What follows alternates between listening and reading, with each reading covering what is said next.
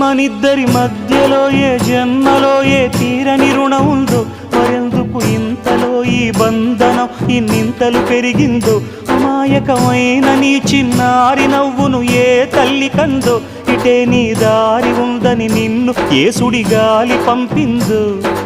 పాపం పుణ్యం దేవుడికెరుక, పేదకు దొరికిన బంగారు కణిక, పాలు వెన్నాలేవని అనక ప్రేమను తాగి పెరగవెసిలక.